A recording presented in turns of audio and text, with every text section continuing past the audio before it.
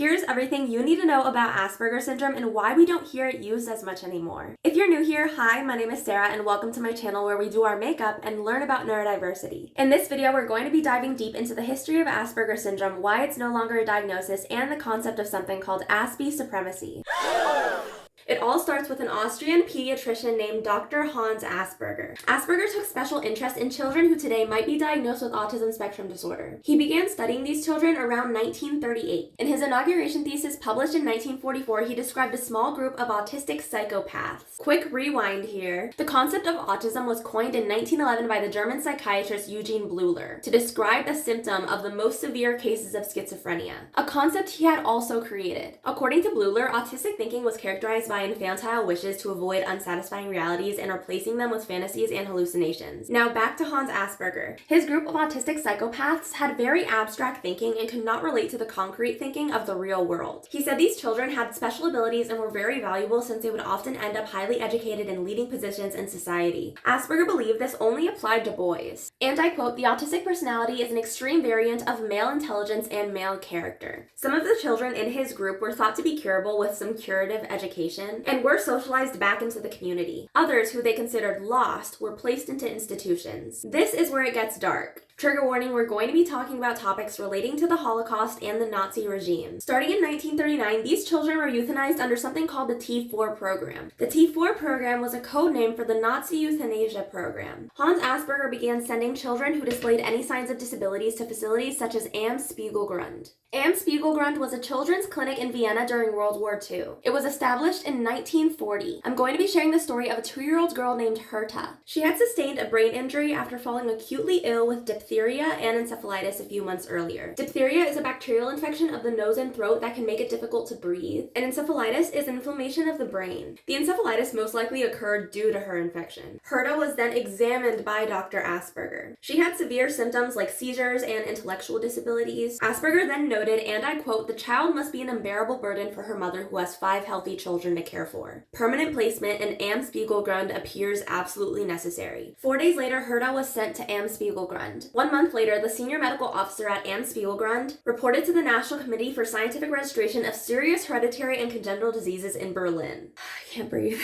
That Herta suffered from idiocy, seeking no contact with her surroundings. The National Committee was responsible for the T4 program, which again was the secret Nazi child euthanasia program. In reality, euthanasia was a euphemism for the Nazis' racial hygiene eugenic murder program. They ticked the boxes on the form indicating that Herta's condition was incurable and that it would have no effect on her life expectancy. Basically asking for permission to kill Herta. 1 month later, the day after her 3rd birthday, Herta was put to death. The doctors registered pneumonia as the cause of death. Herta was one of nearly 800 children who died in Am Spiegelgrund. The most common method of euthanasia was to administer a sedative frequently dissolved in cocoa. This caused many of the children to die quickly, but those who survived were given repeated doses of the drug and denied food and died slowly from starvation or infections such as pneumonia. The history of the role of Nazi doctors in the forced sterilization and murder of adults and children with various somatic and mental disorders and disabilities is well known. Less well known is the role Hans Asperger played in this. Asperger has long been recognized as a pioneer in the study of autism. He was even seen as a hero, saving children with these conditions from the Nazi killing program by emphasizing their intelligence. He pretended to be a Nazi opponent and a child savior to gain parents' trust, to convince them he was a good guy and could fix their kids. Although he was never a member of the Nazi Party itself, he was part of several Nazi organizations, and it is now indisputable that Asperger collaborated in the murder of children with disabilities under Nazi Germany. Hans Asperger died in 1980. Asperger syndrome became an official diagnostic term in 1992, with its inclusion in the 10th edition of the International Classification of Diseases, the ICD-10, and in the 1994 Diagnostic and Statistical Manual of Mental Disorders, 4th edition, the DSM-4. When this term was coined, people were not yet aware of Hans Asperger's ties to the Nazi regime. Asperger syndrome was described as a less severe form of autism, highly intelligent, unable to make friends, and lacking empathy. The diagnosis was retired in the next editions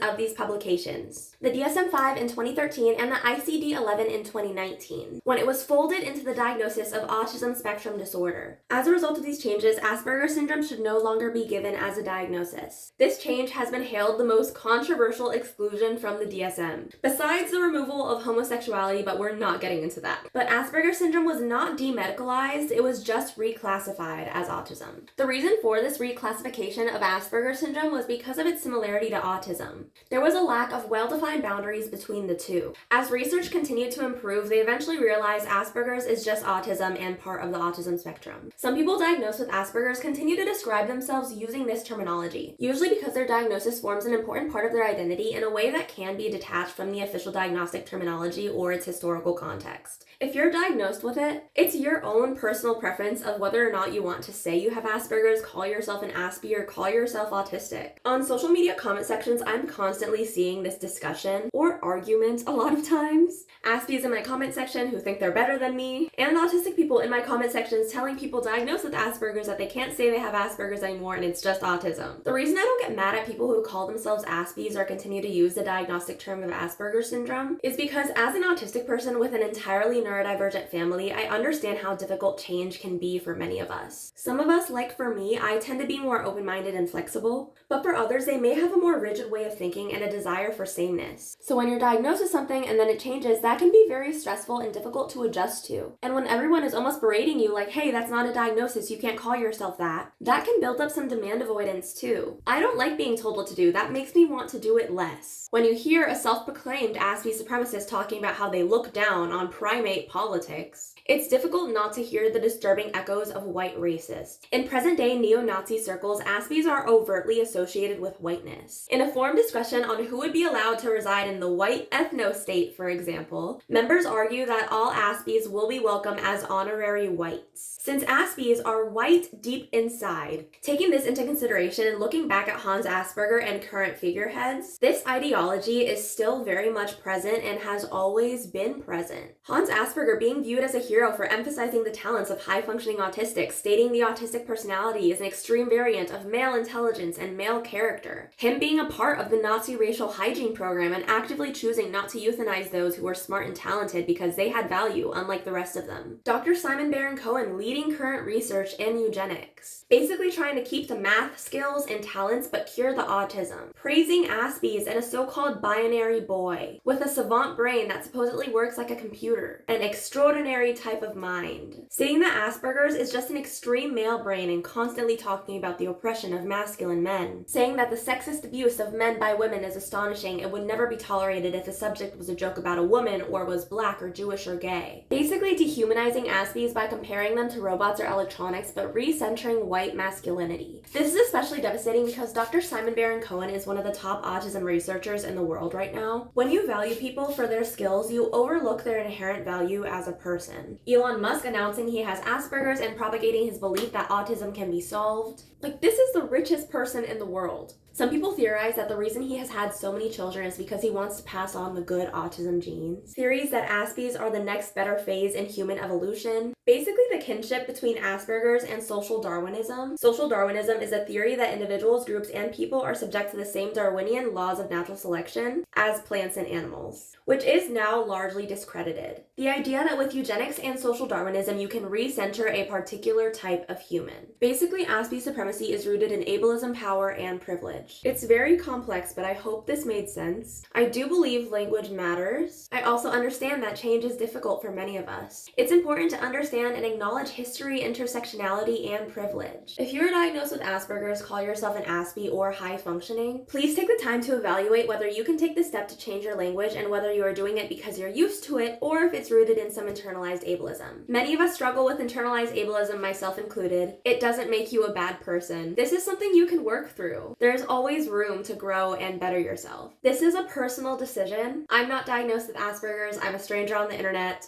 I don't have the right to tell you what to do, but I will encourage you to think about your language and make a change if that's possible for you. As always, all sources are linked in the description. Thank you for watching. I'll see you next time.